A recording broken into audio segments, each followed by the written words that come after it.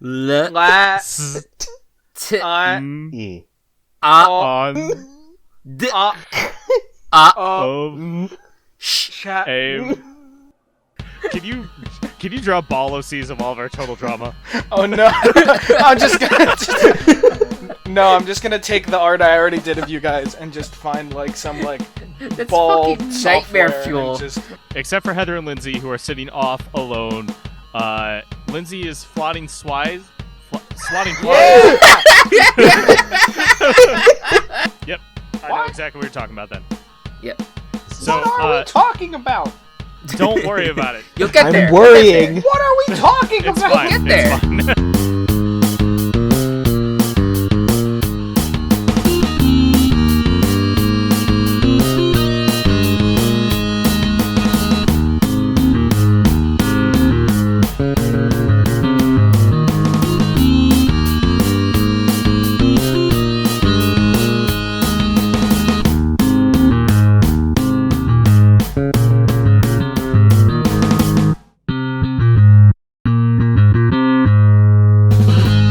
Welcome, campers, to the Doc of Shame podcast. My name is Matt, and joined with me are... My name is Chris, and I think it's an outrage that the Duke's Mayo Bowl did not end with Mayo being dumped on the winning coach. My name is Matt, and Steven Universe's real last name is the Jar of Mayo. My name is What? Gabe, and male. Okay. Who are you? Wait, what kind of like is it male as in the gender or male as in I said like Mayo. No, he said mayo. He Oh, said mayo. I thought Oh, we all mayo. said. Oh. I thought we all said mayo as in mayonnaise. So No, yeah, no, that's what everyone did. Oh, I thought I heard male like as in No. the gender. Oh, we don't guys, know who you are. guys, before we start recording, I just Gabe, want. I introduced myself right away. Oh, you did? Yeah. Yeah. Oops. All right. Before we start recording, I also wanted to say too. I did hear that there is a psycho chainsaw killer with a hand for a hook who does podcasts, who is Okay. out on the loose. Okay. And I heard that he has been stalking Discord calls and looking for victims. So I just wanted to warn you Okay. guys just before. Guys, what was that? Guys, what? What? No! Ah! Ah! Ah! No! Ah! Ah! Ah!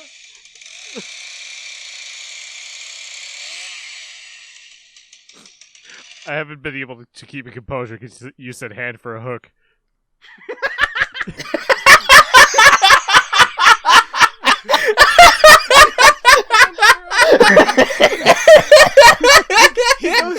He goes fishing, but he just grabs him.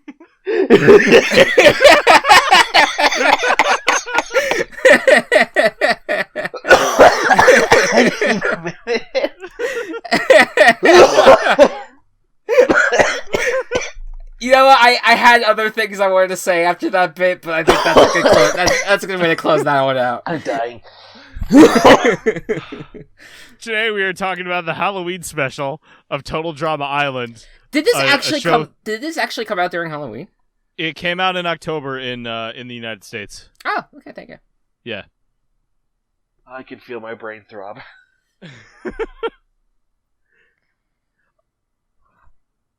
I don't know how to segue from that. I think you just start. so much oxygen. I think that you We just got say another- previously on. You know. We got another previously on in the recap. Chris mentioned it's a race for invincibility, which just doesn't roll off the tongue like immunity does. I think it's because it's one more syllable. And it was also bullshit. Yep. It's not even a real thing. They did some wicked stunts. And mentions that Heather double-crossed Lindsay and destroyed her bike. Her bike wasn't destroyed. That's just a lie. What? Yeah. Wait. That was in the recap. Okay. All right. And then one of Chris's questions was, who will renew my contract for next season? So Chris goes from last episode wondering if he'll do anything other than hosting to now, who's going to renew my contract? foreshadowing? He likes it. No, like, is there going to be another season? I don't know. Is there? I hope so. Me too. I hope so. This is a good show. So the campers are all watching a horror movie because, summer camp. Izzy, Duncan, and Gwen are super into it. Everyone else is a little freaked out. Lashauna's yelling at them, calling them a fool couple to stop making out and start the car. I think it's Owen shouts "Great Canadian cheese." I don't know who else would have shouted that. Taking a wild guess. Yep. And DJ is established here to hate scary movies. He's cowering either in someone's lap or under a blanket, one of the two. Yeah, he jumps both. onto Lashauna's lap, I think. Lashauna's lap. Gwen and Duncan fucking loving it because of course they do. What did I write that specifically? Oh, the chainsaw psycho's going back into the woods. I think that was from the Yeah, one of them. Izzy's like, ooh, the chainsaw psycho's going back into the woods. This That's is who a good said it, ending. okay. Yeah, good ending. Izzy's very excited. She says, "Yeah, Izzy loves scary movies," and jumps into Owen's arms. And Owen's like, "So does Owen," which is kind of cute. Yeah, but it's I'm also very... like the third person talk is also a little. Well, yeah. Yeah, that's a little grating, but I also I don't know. It was not really explained, but oddly a nice touch considering the two of them. Yeah, being very weird characters. Yep. I mean, they're definitely like they've been kind of like hinted as a couple, but this is like the first real episode where that's been a thing. Right. Is them being paired. Mm-hmm. Duncan starts taunting DJ about DJ being scared and pulls the hook out again. Everyone's laughing at poor DJ. Mandor, Duncan and Gwen. Condor. Mandor, hand hook, We said Cardor. it. We did that. We already. said it. We said it. They said it. They I said want the to say thing. it every time Ring he the pulls out the bell. hook. Okay. Duncan and Gwen start bonding over the slasher fix and talk about how gory all the ones that they like are. And Heather points out that they have that they have more in common than they thought. Wow, I wonder if that will be a thing. A dropped in the plot future. line. Yeah, I think I think this got a lot of people into shipping these two characters. This one scene, just in general, them both being like the goth punk, edgy characters. Yeah. Yeah, and then that evolved into pandering to the fan base eventually, but not a little bit, yeah. But like a long ways away. But yes, yes, they were like, oh, you guys like this? Okay. They were wondering what the challenge is and where Chris is, and they get to the dock, and Chef is loading up the boat, and him and Chris just kind of leave. Yeah, they're like, hey, very quickly, where you guys going? very quick leave. Yeah, and behind is a pamphlet that explains that an escaped psycho killer is on the loose with a hockey mask, a chainsaw, and a hook. Mandor, hand hook, Cardor. Heather very quickly goes, look, this is a stunt. We just watched a scary movie. They left behind this pamphlet to make us scared. It's bullshit. It's nothing. But if this really was a stunt, would Chris leave behind his hair gel? Well, okay. So here's the thing. I respect that. No, not really. I fucking hate Heather, but I respect the fact that just she acknowledges that, like, okay, yeah, this isn't real. This is a challenge. But then, if she knew it was a challenge and understood that it was a challenge, why would you be, like, brushing it off and pretending it like it's not to be taken at least a little bit seriously if it means giving yourself immunity or something, you know? I don't know. Yeah. Because, like, getting into such nerd things would be such a loser thing to do. Horror movies? Yes. Ugh. Yes. Who needs them? Being a loser means that I would be eligible for immunity. Oh, boo-hoo. Oh, boo. Duncan continues to really fuck with DJ with the hook. Lashana kind of pokes fun at him too. And DJ mentions, like, I feel like I'm being watched. And Heather's like, duh, it's a reality show.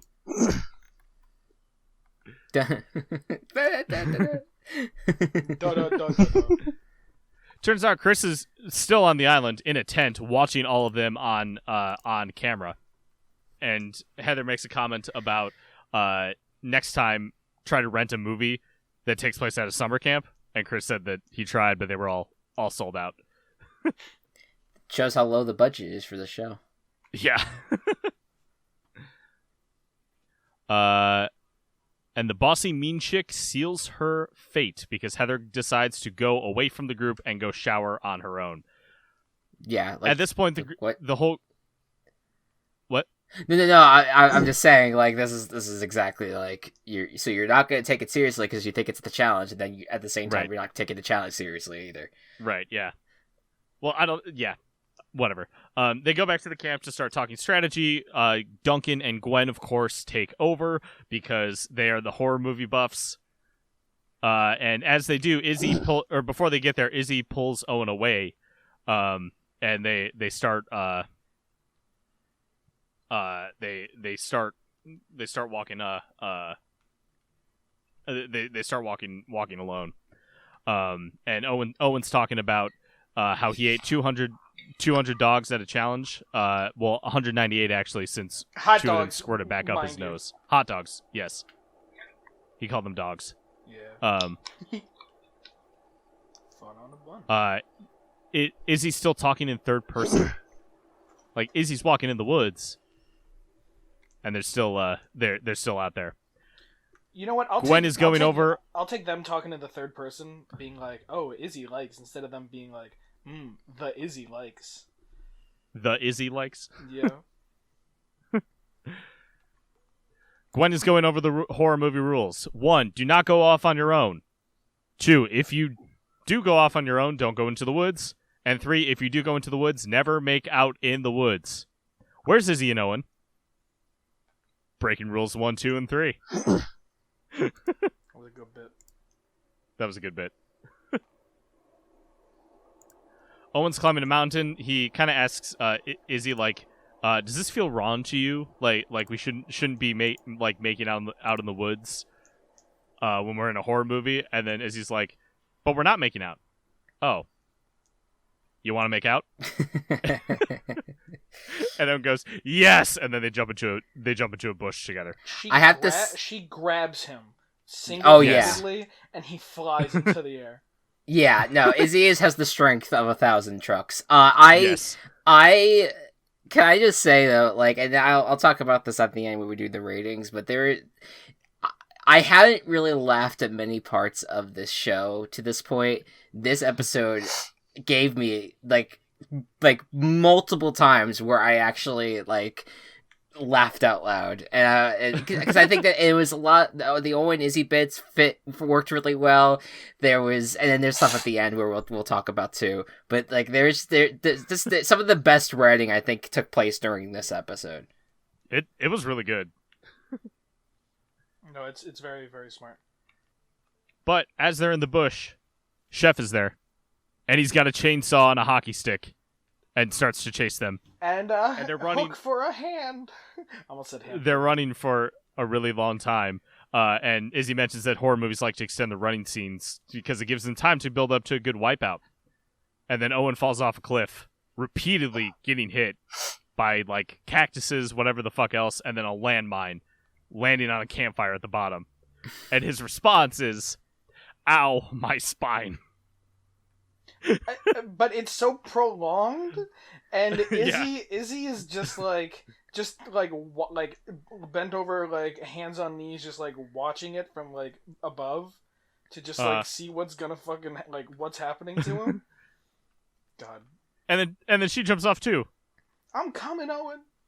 it was good because not only they showed basically almost all the wipeouts on camera with Owen, then the entire thing with Izzy was off camera, but you still heard all the sounds in the correct order, and then when the landmine went off, you saw like the night sky light up. Yes. It was just awesome. It was such a good scene, good sequence of just like ridiculousness, but very good.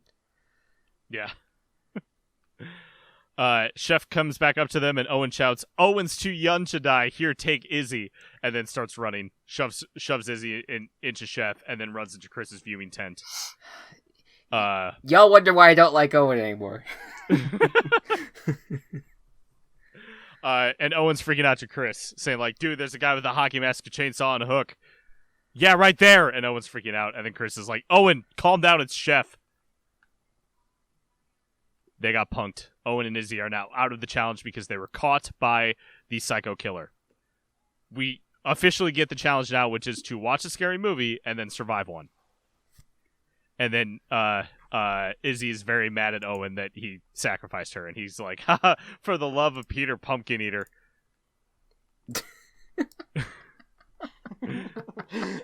In realization that he's safe.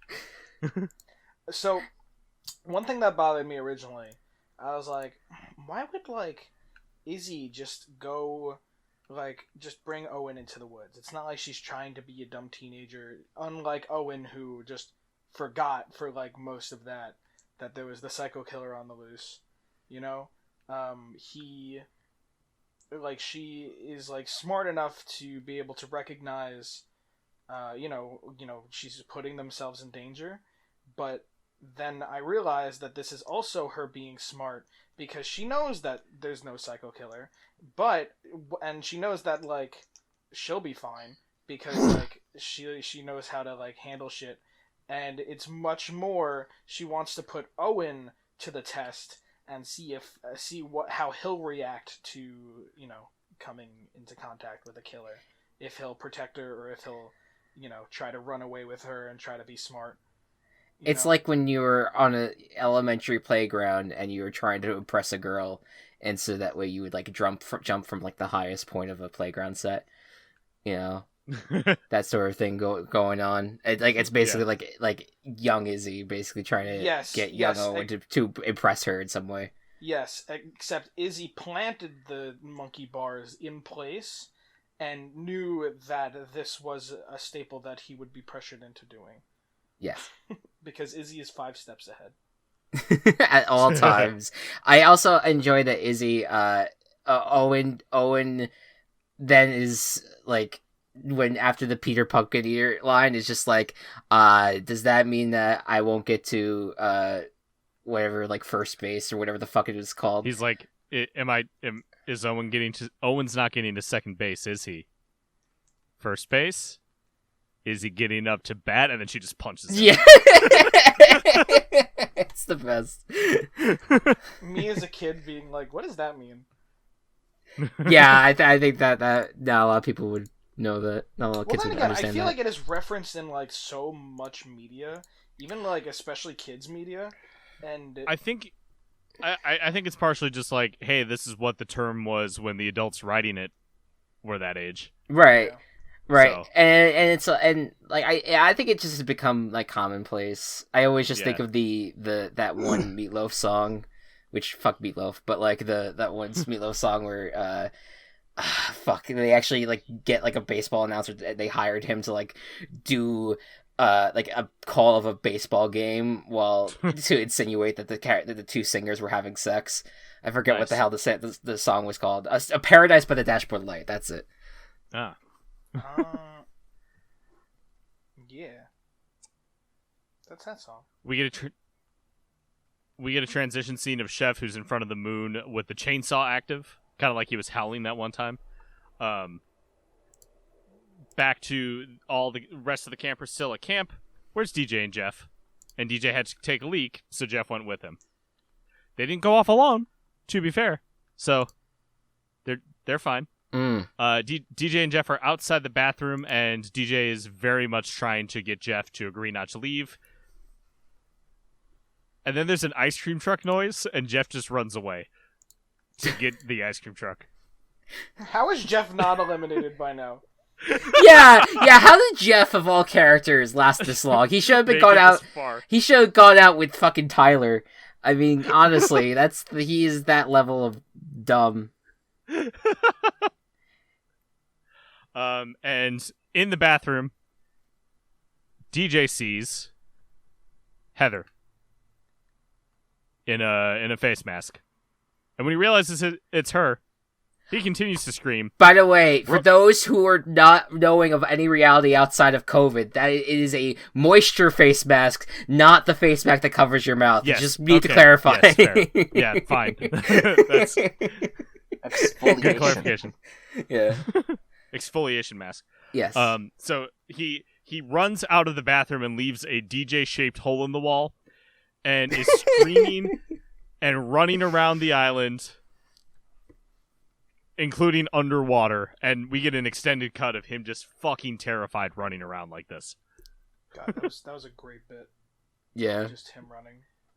And he made it into the tent, and Heather, Chris mentions that Heather beat Chef to scaring him. And DJ was just like, bro, did you see her face?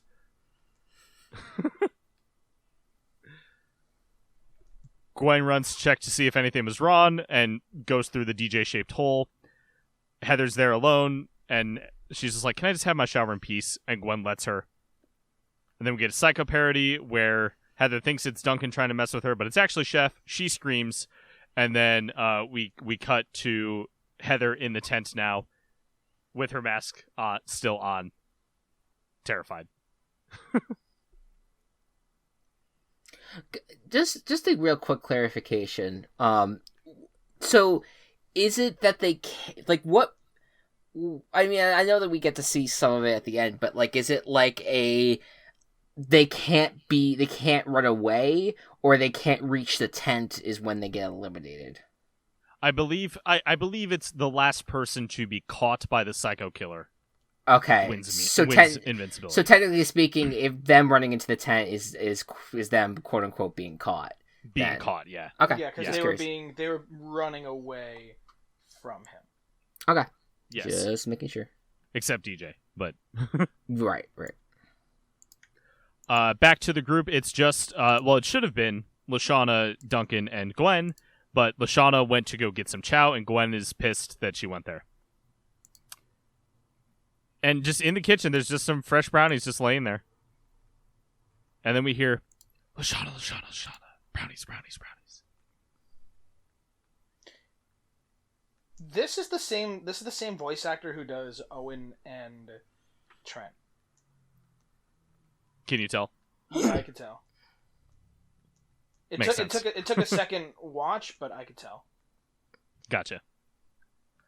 After that happens, Chef appears, and Lashana shouts, I got 16 years in the projects, brain it.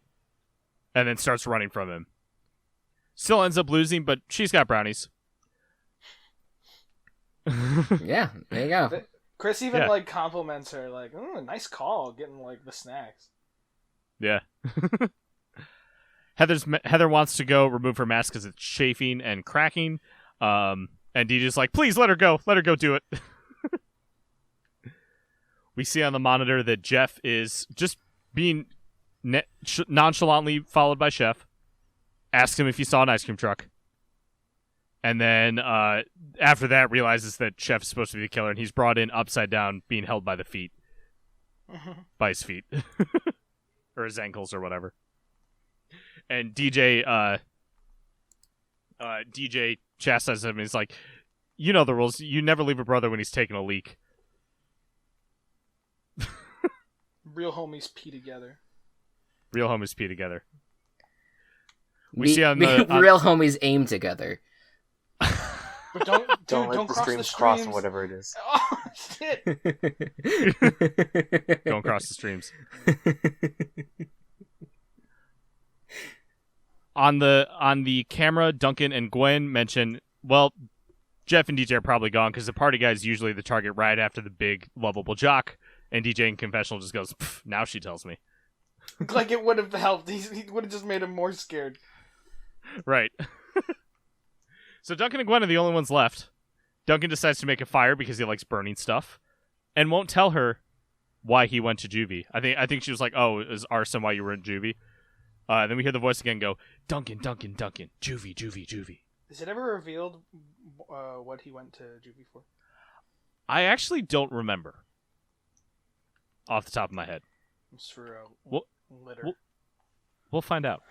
I hope so. Hopefully. Gwen comes back with water and douses it. And I do want to note that when she puts the fire out, all the X's that she made to X out all the contestants who she thought were caught are gone. But the drawings are there? The drawings are there, but the X's are gone. Weird. Maybe the That was marker just what I was noticed. especially flammable. I guess. Or... She. The thing is, she unlocked all the characters. Yeah. Yeah. And because Duncan is not there, Gwen's just like, you know what? I'm getting a sandwich. Then we cut to Chef and Duncan, who are on the dock. This is the confrontation. Duncan decides to throw wooden things at Chef. Chef, holding a chainsaw, just chainsaws the objects. And then Duncan is able to get a fish somehow and just throws it at him. Yeah, Just like like the he, fu- like, the like he said, fucking he ran fact out of stuff to that- throw. The fact that just the chainsaw is slicing through things like butter is what really got me. That's what got me too. But Duncan... Sorry, go ahead. No, I was just gonna say, and the fact that like it seemed like Duncan was surprised each time he chopped it. It was just like, dude, it's not. It's butter. It's wood. Yeah. But he shouldn't be able to cut it so easily. It's a really good chainsaw. Oh, okay, there is a life vest, and he just like cuts through it like nothing. Like that should Fair. like at least gunk it up. Yeah. So Duncan is able to grab the chainsaw and turns it back on Chef. Then we cut to the mess hall, and a different guy with a chainsaw and a hook appears behind Gwen. It's Chef. Well, see, the guy behind Gwen is white. I We see right away. I know. I was just kidding. Okay. I was just playing into the twist a little later on. I don't know if you know this, okay. but that's not Chef. It's not Chef. Duncan gets to the tent. He has got the mask and Chef. And Izzy points out on TV that Gwen's there. And there's like another dude behind her with a chainsaw and a hook. And they're like, wow, it's the real psycho killer with a chainsaw, hockey mask, and a hook. What a quinky dink. I'll believe they all hockey. start- I'll believe Hockey Mask is part of his name. I'm sorry. I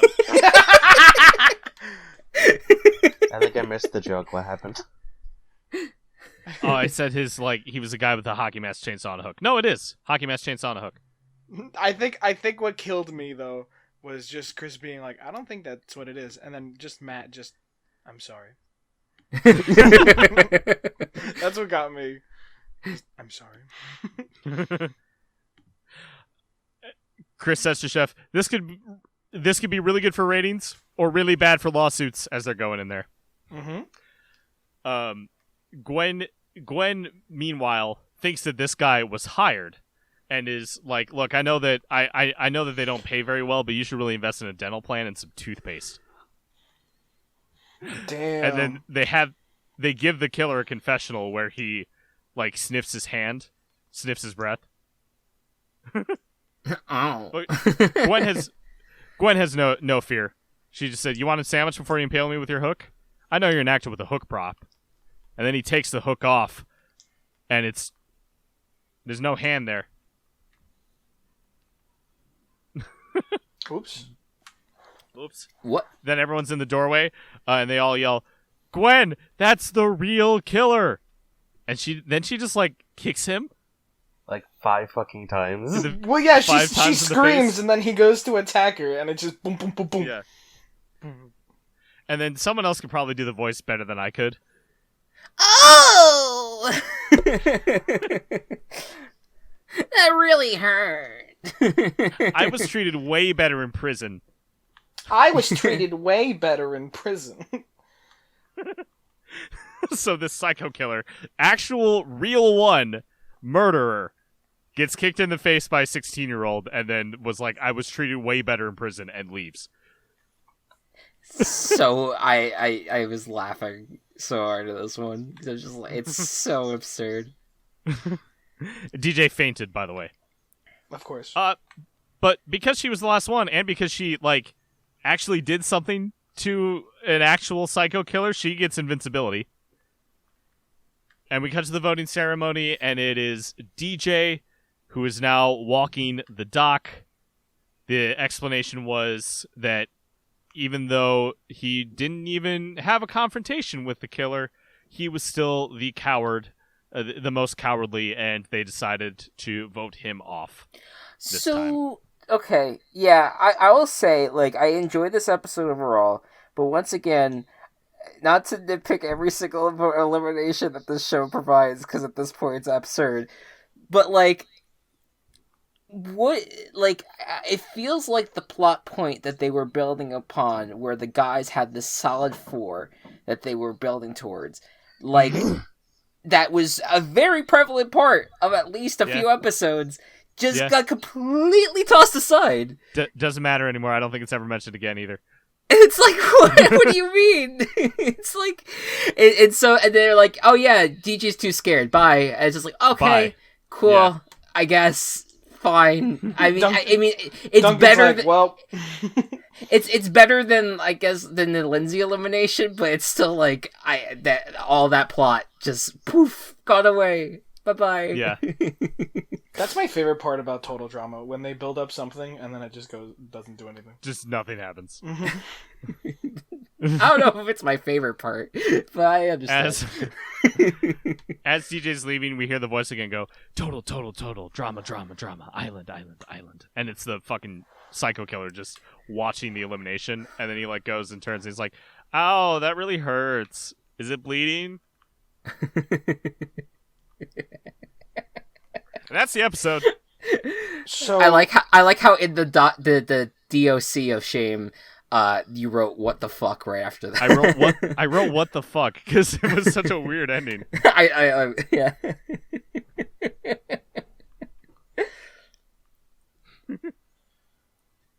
Okay. So yeah, that was Hook, Line, and Screamer. So the Halloween special, I guess.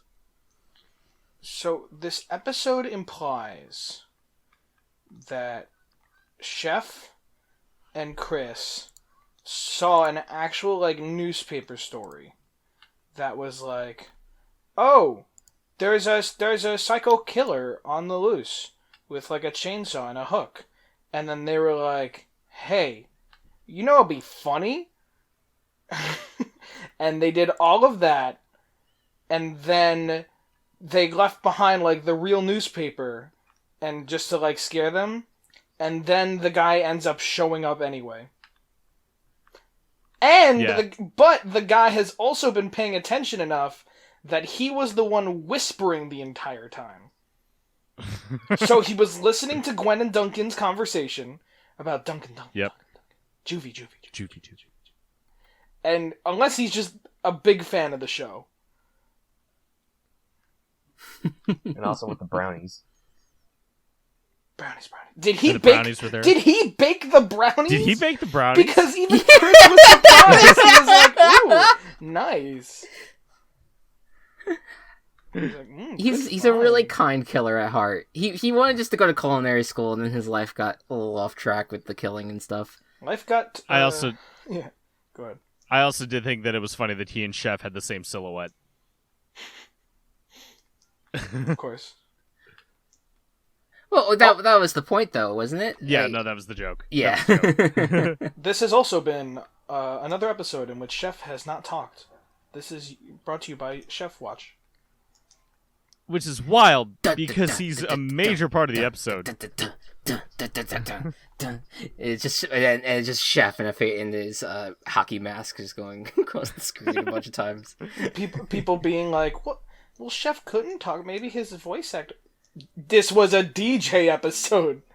We're going to have interviews. We're going to have sit down interviews with people with knowledge of the situation to find out. If we could fucking get like a voice actor from this show, that would be fucking wild.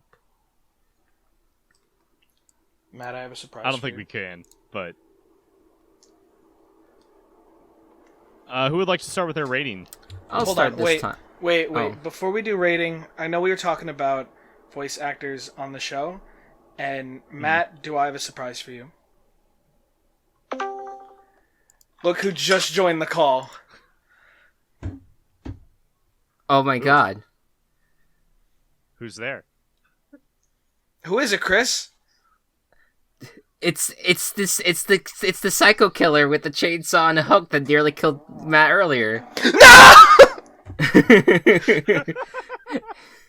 All right, He has a let's- nice let's smile. Yeah. I don't know what Groden was talking about. So I'll start. Okay. I love your work, Mr. Chainsaw and Hook. I would say I'm actually gonna give this a 9 out of 10. I know this is absurdly high. I probably should rate it more like 8. But What's in your heart. my heart's saying 9 because I this was the first episode that I like really genuinely enjoyed, and I only knock it for once again an absurd elimination. Because other than that, like I felt like all the characters had something in this episode to really hang their hat on. I just felt like the premise was very, very much fit the setting of the summer camp. It was campy at times, but it kind of it worked, and I thought that it was really one of the best episodes when it comes to writing. And so 9 out of 10. Cool. Can I'll I go next. Oh, unless you want to. no, it's okay. No, do you want to go? No, it's fine. It's fine. Okay. Now all I need is a hook and a chainsaw and -1 hands. You better look out. I'm gonna give this episode an 8. Really good premise. Really like the whole scene. It was nice to see some like we haven't had a lot of like Owen or Izzy scenes in a while. Especially not Izzy. Izzy hasn't, even though Izzy like came back to the game, it still hasn't felt like we've seen a lot from her. Mm-hmm. So I appreciated that. I wish DJ got a better send off, but it fit his character at least. And the idea of we're voting this character off because they're weak at something at this point in the game doesn't make sense reality TV wise. Because you want to have the weaker players around when you're in an individual game. Mm-hmm. So, but otherwise, like Chris said, laughed a lot. Really fun episode. So 8 for me. I'm gonna give this episode a 10. Hell yeah. And I do agree. I think DJ could have gotten a little bit better of a send off, but I think at the end of the day, even though he is this like lovable guy, and it was a little bit two-dimensional to just focus on just his fear this entire episode. The bits of just him being scared, whether it be him leaving a cartoonish outline where he runs or running everywhere, even underwater, screaming, it was just very fun. I think they utilized everybody very well. I think you got to see every character, I think, at some of their best. And a lot of the gags I really enjoyed. So I think for those reasons, I'm feeling very nice today. I'm gonna give it a 10. Cool. Gabe. I'm gonna give this episode a 1 because it's the fucking shittiest thing ever. No, I'm kidding. I'm gonna give it a 10. Oh, Wow, 10. okay. Cool. Wow. Well, that made editing it real quick easy. You put the 1 in there, Yeah. and then you just add the 0. It's all good. Yeah. Why a 10? It was a really good episode overall. Like everyone else just made good points, so I don't really have Cool. any much more to add. Very nice. Walsh, whisk us away All to the right. land of worlds. So no. is this the highest rated episode? This actually, it did pass, if you can't take the heat, for the highest rated episode with an average of 9.25. What was your Wow. rating again, Matt? Mine was an 8, so I was the 8. lowest on this one. Oh, okay. Fair enough.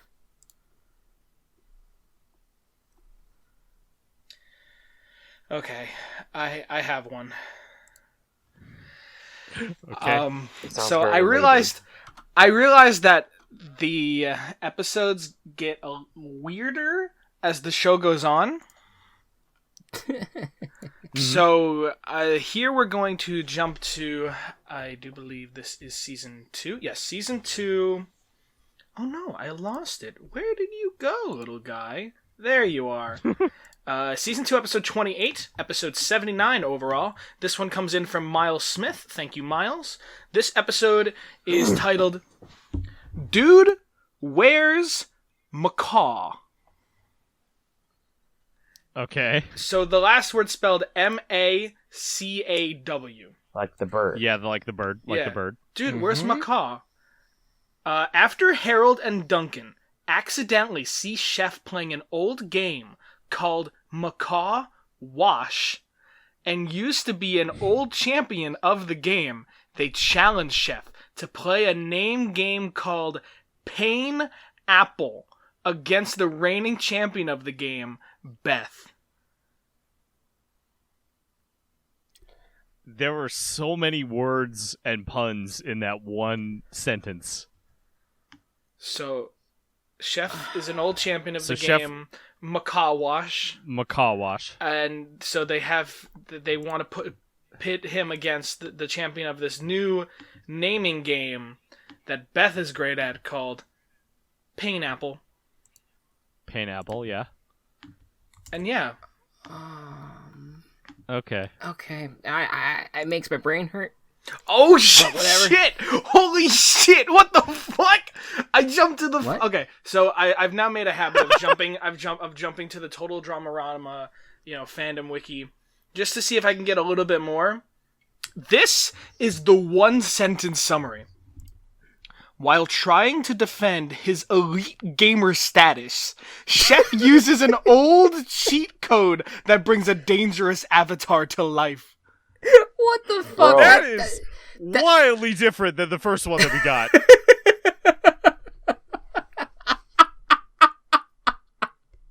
That is not even close I mean, they never said to what we were expecting.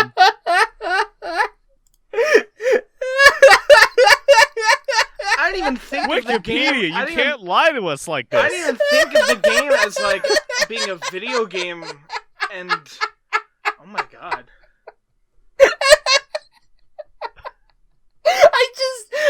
It slowly started to hit me that, like, we're talking Chef as, like, elite gamer status, like, fucking, like, just the Mountain Dew cans out, fucking Monster Energy drinks, fucking, it got the big old PC rig, like, sitting at his computer.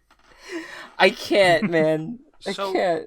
One thing I love is on the Total Drama Ramo fandom wiki page for when you're on a page for the episode, is they have you go to gallery, and it is almost like picture by picture every like few seconds of like what the episode looks like, and then a quick like one sentence summary of what is happening. And there's one that I think it's almost near the end, and it's just Chef being very like sad. And it is, Chef considers his gamer days to be great while they lasted. Yeah, from now on, I'm always checking over here. I want to know, I want to know, like, who does Chef start in Maine? Oh my god, what the fuck did I just say? Maine in Smash. I don't know, but the avatar that he has brought to life is this humanoid pineapple with sunglasses and robotic arms and legs. I'm assuming that's Painapple. It is the Painapple. I can only assume, yes. Reminds me of that one episode from Regular Show with the cassette tape with the fucking sunglasses. Oh my god. Oh god, why did this show fall? Like, I mean, I'm kind of starting to see the signs even by just watching this fucking fucking told you about Ireland, but where? What? It has such fallen so far from Greece. Chris, I haven't heard you laugh Think that about hard this. since Joe Mama.